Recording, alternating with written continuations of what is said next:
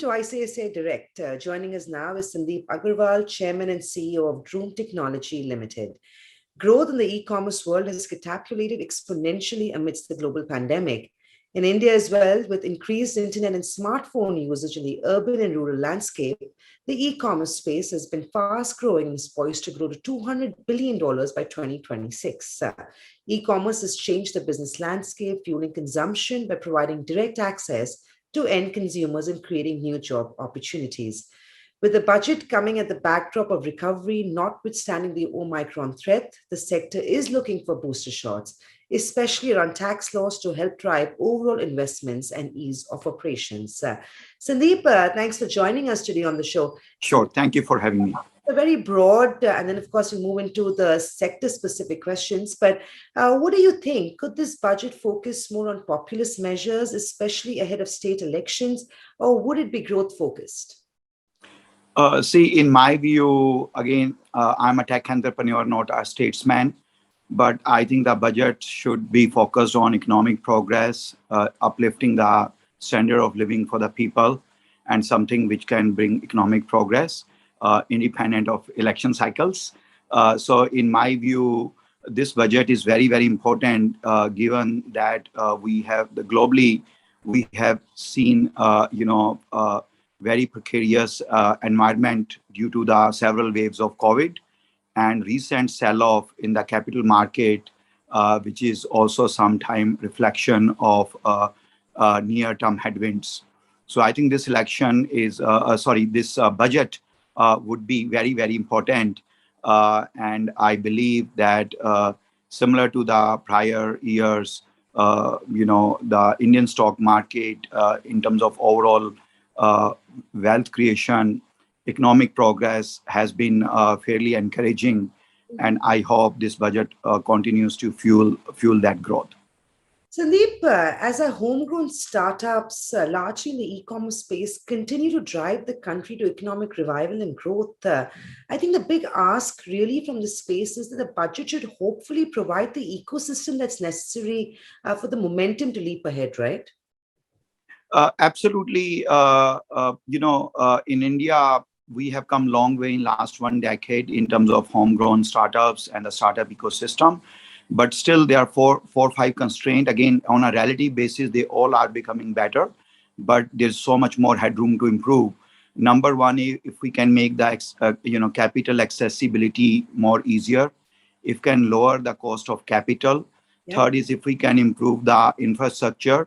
While India has done a good job of bringing the data cost down in terms of global peer, still, there's so much headroom, given that India has not seen much of organized retail revolution in the past 2-3 decades. I think internet and e-commerce has a promise to help India leapfrog in a 21st century with a heavier use of technology versus industrialized countries. Yeah. So I hope, you are right. I think this budget, if it provides more for the better technology infrastructure, accessibility for the capital, maybe even lower the entry barrier. What does it take to become a public company, go global? All those will help to, the ecosystem. Entrepreneurs know what to do, but the policy framework, capital, and ecosystem absolutely play a role how far the company can go. No, you're right. And despite that, I mean, we've seen unicorns literally jumping out of the bandwagon in the last year. Let's talk about specific issues of the sector, right? And I know in 2020, the government introduced a new provision imposing withholding tax obligation on the e-commerce operators. Now, while certain aspects regarding this provision have been clarified by the IT department, ambiguities continue to remain, such as applicability of the provision on platforms merely listing products of other online sellers or e-commerce operators. Can we expect more clarity here? Because it's the ambiguity that gets a lot of the problems created to begin with, right? See, absolutely. You see, India does not have a very mature policy framework, unlike US, Western Europe, Japan, etc. So every time you have a new industry, it takes probably decade or decade and a half for policy framework and more other things to fully settle down.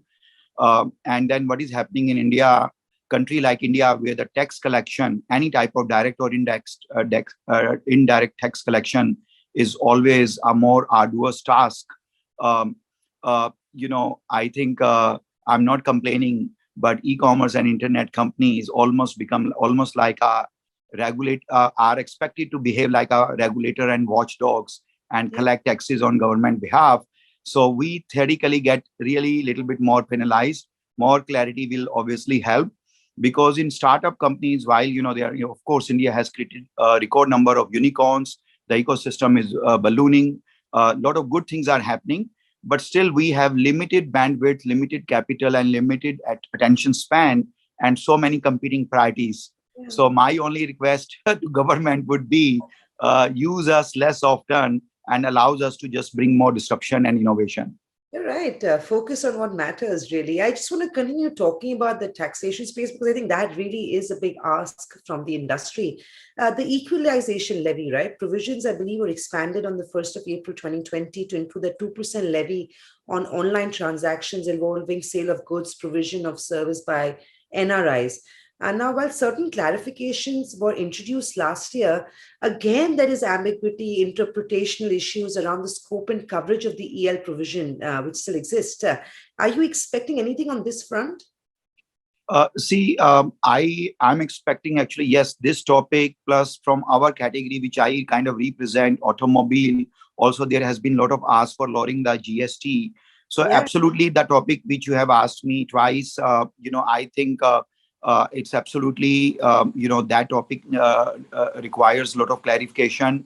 There have also been a lot of other topics around e-commerce, in terms of foreign direct investments or role of marketplace, etc.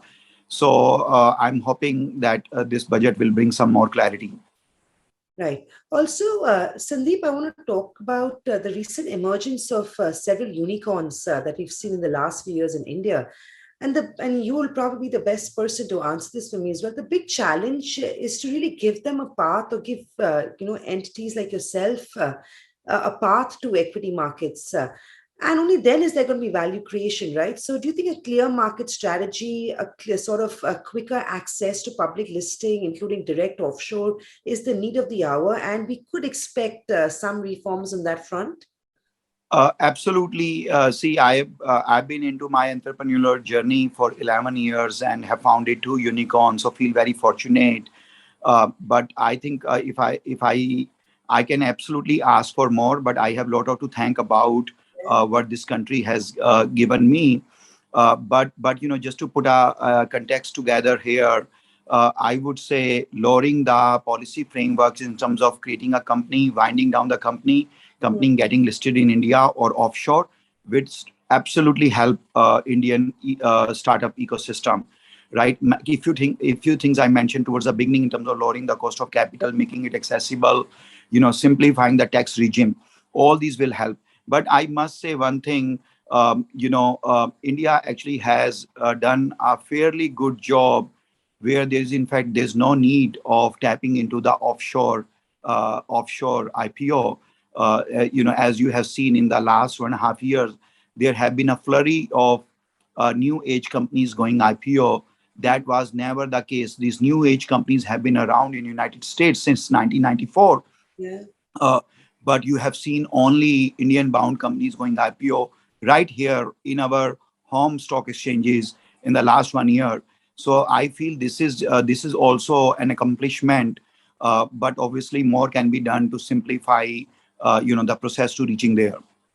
A relatively smaller ask, but still important, is the employee stock option plans. I know this is again a long pending ask to defer taxation to the point of liquidity is against the point of exercise.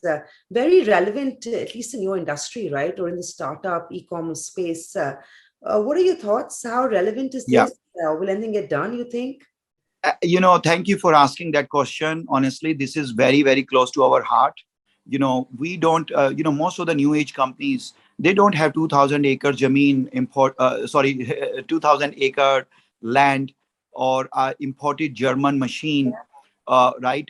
Our IP is built based on the people, right? And people are rewarded not because startups are in a position to give three times more than the comparable salary, right? So one of the big attraction to for the talent working in a startup is really the wealth one can create through ESOP.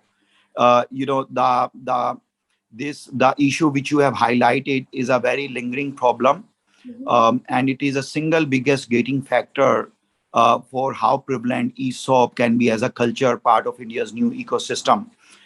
So I hope the ESOP tax is based on the capital gain realization rather than how it gets accrued. That will absolutely make things simplified. If you allow me, I would also like to add one more thing, is also the founders' capital gain. If they plow back Yeah. into the ecosystem, should have 100% tax exemption. Mm. That will also solve the problem of the capital availability. If Yeah. I and many of my counterparts have made or will be making our wealth through the ecosystem, why would we not like to give it back? Yeah. Right? So it makes all sense. But government absolutely, if they can give a tax advantage, a lot of capital just can stay in a startup ecosystem. Yeah, that would be one stone and two birds. But I want to continue talking about this for a minute, to also talk about the DPIIT registered startups. Now, this is largely for expansion, organic, potentially inorganic. Do you think getting away or doing away with issues surrounding taxability also might be helpful? While capital is important, the taxability issue around all this expansion might also ease the way for more coming in, right? And of course, eventually then creating employment. Sorry, but what tax are you talking about?